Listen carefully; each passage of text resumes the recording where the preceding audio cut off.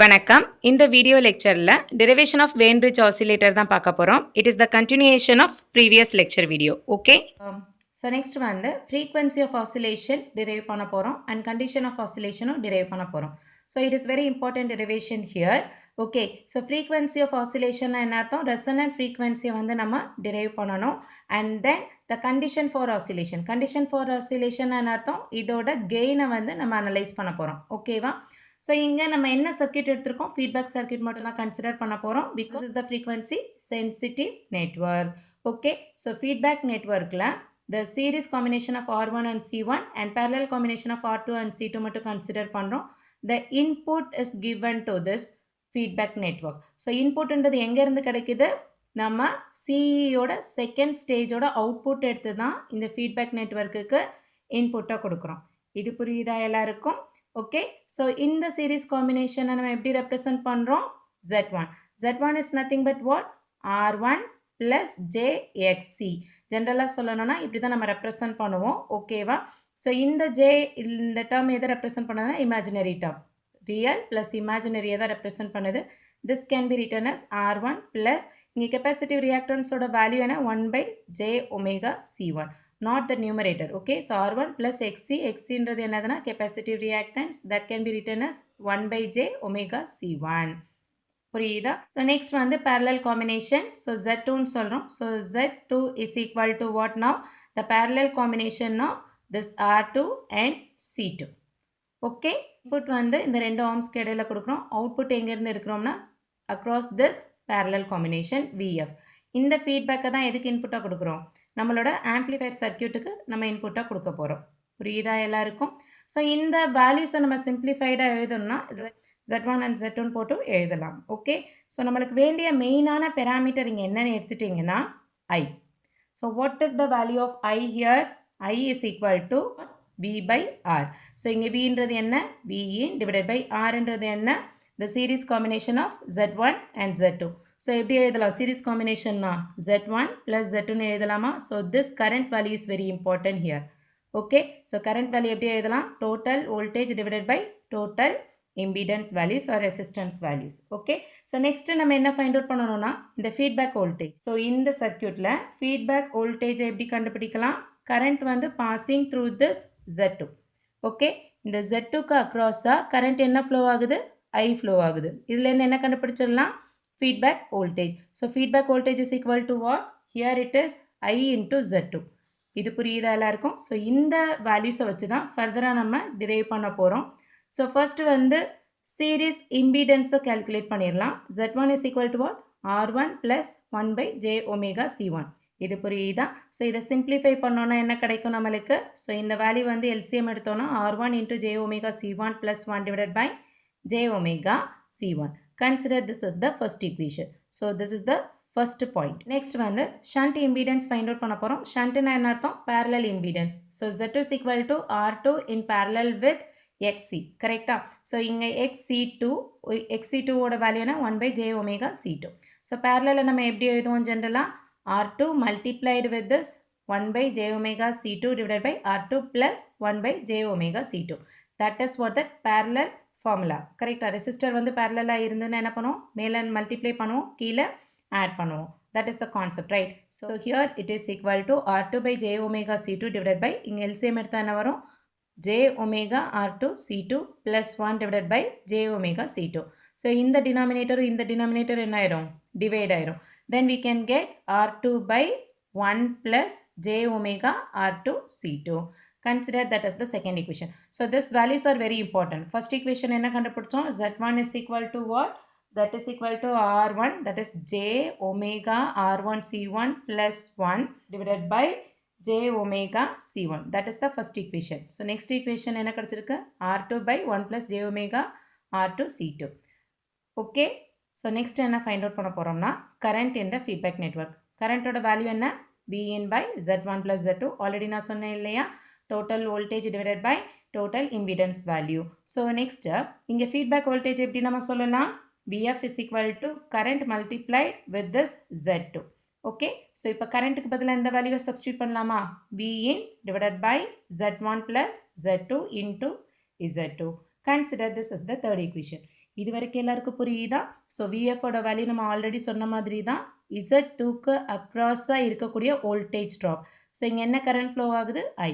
அதை பேஸ் பண்ணி தான் இங்கே ஃபார்முலா எழுதியிருக்கோம். So VF is equal to Vn by Z1 plus Z2 into Z2. That is the third equation. So next, feedback gain வந்து find out பண்ண போகிறோம். So ஜென்ரலாக gain is equal to what? Output voltage by input voltage. So இங்கே feedback நெட்வொர்க்கை பொறுத்த வரைக்கும் எது output? Feedback தான். இன்புட் என்னது? Vin. ஸோ நெக்ஸ்ட் ஸ்டெப்பில் இந்த VFக்கு பதிலாக இந்த வேல்யூவை இங்கே சப்ஸ்டியூட் பண்ண போகிறோம். VF is equal to what? Vin divided by Z1 plus Z2 into Z2. இந்த VFஐ சப்ஸ்டியூட் பண்ணிட்டோம். That value is divided by Vin. கரெக்டா? ஸோ இந்த வேல்யூவும் இந்த நியூமரேட்டர் என்ன ஆயிரும்? டிவைட் ஆயிரும். Then we can get 2 divided by Z1 plus Z2. So here we have obtained beta is equal to what? Z2 by Z1 plus Z2. So consider that as the fourth equation. This is very important equation because in the equation la irundha nama gain and its relation வந்து find out பண்ண போறோம். இப்போ Z2 Z1 ஓட values நம்ம already என்ன பண்ணியிருக்கோம்? find out பண்ணியிருக்கோம். So first and second equations இந்த formulaல substitute பண்ண போறோம். So beta is equal to Z2க்கு பதிலா என்ன substitute பண்ணியிருக்கோம்? R2 by 1 plus j omega R2 into C2. So அதே மாதிரி இங்கே கீழே Z1க்கு பதிலா என்ன substitute பண்ணியிருக்கோம்னா 1 plus j omega R1 C1 by j omega C1. ஓகேவா? ப்ளஸ் Z2ஓட வேல்யூ இங்கே எழுதியாச்சு. ஸோ ஃபர்தராக சிம்பிளிஃபை பண்ண என்ன பண்ண போகிறோன்னா இங்கே கீழே இருக்கிற இந்த டினாமினேட்டரை LCM எடுக்க போகிறோம். ஸோ இங்கே LCM எடுத்தால் என்ன கிடைக்கும்? இந்த 1 plus j omega R1 C1 is multiplied with this value. So 1 plus j omega R2 into C2 plus இந்த R2 is multiplied with this j omega C1 divided by the multiplication of these two factors. Okay, numeratorல எந்த சேஞ்சும் இல்லை. Then we can say this 1 plus j omega R2 C2 இந்த denominatorல இருக்கிறதும் இந்த denominatorல இருக்கிறது என்ன ஆயிரும்? Divide ஆயிரும். டிவைட் ஆனதுக்கு அப்புறமா கீழே என்ன மட்டும் இருக்கு? j omega C1 மட்டும் இருக்கா? ஸோ the denominator of இது ஒரு denominator கேன்சல் ஆயிருச்சு. ஸோ denominator of denominator எங்கே போகும்? நியூமரேட்டருக்கு போயிடும். Okay, so beta is equal to what now? That is j omega R2 C1. இந்த j omega C1 எங்கே போயிருச்சு? நியூமரேட்டருக்கு போயிருச்சு. Okay, so beta is equal to j omega R2 C1 divided by இந்த whole term இங்கே இருக்கா? இதை simplify பண்ண போகிறோம். என்ன பண்ண போகிறோம்? மல்டிப்ளை பண்ணுறோம். So 1 into 1, 1 into j omega R2 C2 plus இந்த j omega R1 C1 into 1, this value. இந்த ரெண்டு வேல்யூ மல்டிப்ளை பண்ணால் என்ன கிடைக்கும்? j squared omega squared R1 R2 C1 C2 plus this term j omega R2 C1. Okay, so நம்மளுக்கு என்ன தெரியும்? j squared is equal to what? minus 1. So the next stepல இந்த இடத்துல மைனஸ் போட்டோம்னா நம்மளுக்கு என்ன கிடைச்சிரும்? it is a real term. இந்த j ஸ்கொயருக்கு பதிலாக மைனஸ் போட்டோம்னா this is the real term. So real டேர்ம்லாம் ஒன்றா குரூப் பண்ண போகிறோம். 1 minus omega squared R1 R2 C1 C2 plus remaining எல்லா டேர்ம்ஸும் நம்ம எடுத்துட்டிங்கன்னா j omega j omega j omega இருக்கா? ஸோ அந்த j omegaவை காமனாக எடுத்துடலாம். So j omega into remaining என்ன டேர்ம் இருக்குது? R1 C1 plus R2 C2 plus R2 C1. இது புரியுதா எல்லாருக்கும்? So this equation is important. But இப்போ கெயினில் வந்து இது வந்து ஒரு இம்பார்ட்டன்ட் ஈக்குவேஷன். இந்த கெயினில் வந்து டினாமினேட்டரில் என்ன இருக்குது? காம்ப்ளெக்ஸ் டேர்ம் இருக்குது. ஸோ டினாமினேட்டரில் என்ன இருக்கக்கூடாது? காம்ப்ளெக்ஸ் டேர்ம் இருக்கக்கூடாது. So the above equation can be simplified by rationalizing the expression. So டினாமினேட்டரில் இருக்கிற காம்ப்ளெக்ஸ் டேர்மை நம்ம ரியல் டேர்மை மாற்றோன்னா என்ன பண்ணுவோம்?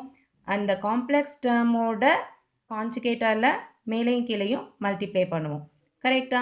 ஸோ இப்போது இங்கே என்ன இருக்குது? ப்ளஸ் சைன் இருக்கா? அப்போ நெக்ஸ்ட் என்ன பண்ணணும்? நெக்ஸ்ட் ஸ்டெப்பில் இந்த டேர்மோட நம்ம என்ன பண்ண போகிறோம்? இதோட கான்ஜுகேட்டால் மல்டிப்ளை பண்ண போகிறோம். நெக்ஸ்ட் ஸ்டெப்பில் என்ன பண்ணுறோம் அப்படின்னா இந்த j omega R2 C1 divided by இந்த காம்ப்ளெக்ஸ் டேர்மோட கான்ஜுகேட்டால் மேலேயும் கீழேயும் மல்டிப்ளை பண்ணுறோம். ஸோ ஃபர்ஸ்ட் என்ன பண்ணுறோம்? நியூமரேட்டரில் j omega R2 C1 is multiplied with this real term. Okay, then minus இங்கே இருக்கா? So minus into j squared. Okay, so minus j squared omega squared R2 C1 into R1 C1 plus R2 C2 plus R2 C1. இது புரியுதா? Denominator என்ன ஆகும்னா நம்மளுக்கு என்ன தெரியும்? a plus jb into a minus jb is equal to what? a squared plus b squared. It is a real term. Okay, so இப்போ டினாமினேட்டரில் என்ன ஆயிரும், இந்த real term square plus imaginary term ஸ்கொயர்டுன்னு கிடச்சிரும். ஸோ டைரெக்டாக நம்ம என்ன எழுதிடலாம்னா 1 minus omega square R1 R2 C1 C2 the whole square this term square plus imaginary term square கிடச்சிரும். ஜே அங்கே வராது. கரெக்டாக? ஸோ இங்கே வந்து omega square into R1 C1 plus R2 C2 plus R2 C1 the whole square. இது வரைக்கும் புரியுதா எல்லாருக்கும்? ஸோ நெக்ஸ்ட் ஸ்டெப்பில் இதை ஃபர்தராக சிம்ப்ளிஃபை பண்ணுறோம். So J squared is equal to what? -1. So இங்கே மைனஸ் ஜே ஸ்கொயர் அப்படின்னா என்ன அர்த்தம்? மைனஸ் இன்ட்டு ஜே ஸ்கொயர் வந்து மைனஸ்னா ப்ளஸ்ன்னு கிடைக்கும். புரியுதா உங்களுக்கு? ஸோ இப்போது இந்த மைனஸ் ஜே ஸ்கொயர் என்னன்னு கிடச்சிருச்சு? Simply plus. Then this term becomes real term. This term is an imaginary term because that is J term. So இந்த எக்ஸ்பிரஷனை நம்ம எப்படி எழுதலாம்? Beta is equal to first real term எழுதணும். Omega square R2 C1 into R1 C1 plus R2 C2 plus R2 C1 plus this j omega R2 C1 into 1 minus omega square R1 R2 C1 C2 divided by this term. Okay, it is very simple term. No need to memorize anything. நீங்கள் எதையுமே memorize பண்ணணும்னு அவசியமே கிடையாது.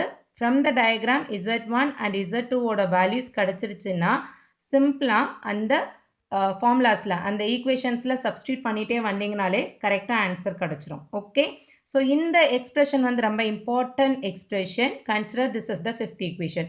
எதனாலனா இந்த எக்ஸ்பிரஷனில் இருந்து தான் நம்ம ரெசனன்ட் ஃப்ரீக்வன்சியும் கண்டுபிடிக்க போகிறோம் அண்ட் இதோட கண்டிஷன் ஆஃப் ஆசிலேஷனும் கண்டுபிடிக்க போகிறோம். ஓகே, ஸோ இந்த ஈக்குவேஷன் ரொம்ப இம்பார்ட்டன்ட். இதில் இருந்து என்ன ஃபைண்ட் அவுட் பண்ண போகிறோம்? ரெசனன்ட் ஃப்ரீக்வன்சியும் கண்டிஷன் ஃபார் ஆசிலேஷனும் ஃபைண்ட் அவுட் பண்ண போகிறோம். ஸோ இப்போ வந்து ரெசனன்ட் கண்டிஷனில் தான் வந்து நம்மளுக்கு மேக்ஸிமம் ஆசிலேட்டிங் அவுட்புட் வந்து நம்மளுக்கு கிடைக்கும். ஸோ ரெசனன்ட் கண்டிஷன்னா என்ன அர்த்தம்? XL is equal to XC.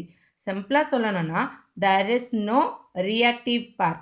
எந்த ஒரு இமேஜினரி டேர்மும் இருக்காது.